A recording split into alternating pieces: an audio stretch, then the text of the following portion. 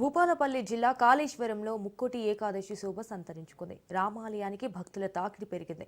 ఉత్తర ద్వారం ద్వారా స్వామివారిని భక్తులు దర్శించుకుంటున్నారు. స్వామివారికి భక్తులు ప్రత్యేక పూజలు చేస్తున్నారు. భక్తుల రద్దీ దృష్ట్యా అధికారులు ప్రత్యేక ఏర్పాట్లు పూర్తి చేశారు.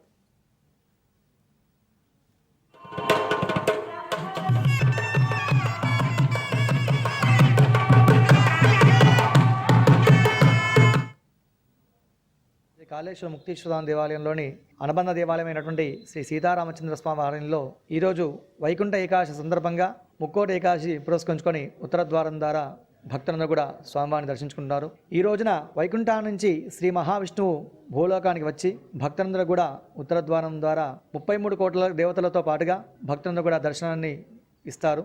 ఉత్తర ద్వారం ద్వారా మనకు మోక్షప్రాప్తి కలుగుతుంది కాబట్టి ఈ మోక్షప్రాప్తి కోసమే శ్రీ మహావిష్ణువు ఉత్తర ద్వారం ద్వారా భక్తులందరూ కూడా దర్శన భాగ్యం కలిగిస్తున్నారు. ధనుర్మాసంలో వచ్చేటువంటి శుద్ధ ఏకాదశిని ముక్కోటి ఏకాదశిగా పరిగణిస్తారు. ప్రతి ఏకాదశికి ఒక వైశిష్ట్యత ఉంటుంది.